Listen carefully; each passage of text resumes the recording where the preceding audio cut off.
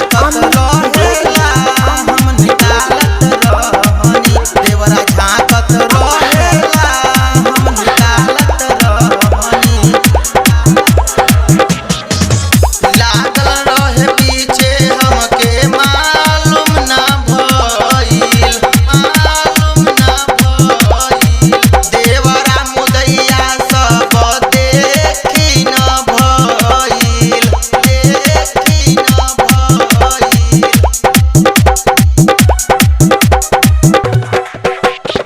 लागल रहे पीछे हमके मालूम ना भइल देवरा मुदैया सब देखी न भइल देखते ही देखते घर में घुस गइले हमरो दिल में कुछो तकर गइले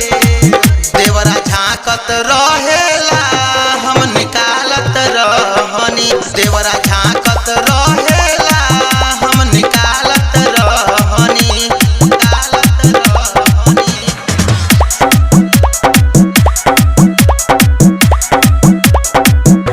देवरा झांकत रहेला हम निकालत रहनी देवरा झांकत रहेला हम निकालत रहनी गोविंद राजा निसक दुख नाही बुझेला सूरज कमलेश हरदम बहरे में रहेला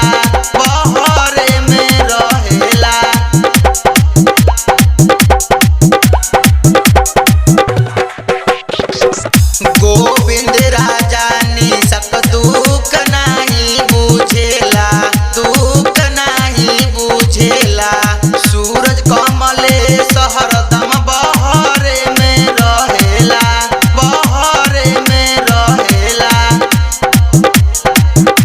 चुप के से आके कमर दाब दिहले हो चुप के से आके कमर दाब दिहले हो देवरा झांकत रहेला हम निकालत रहनी देवरा झांकत रहेला हम निकालत रहनी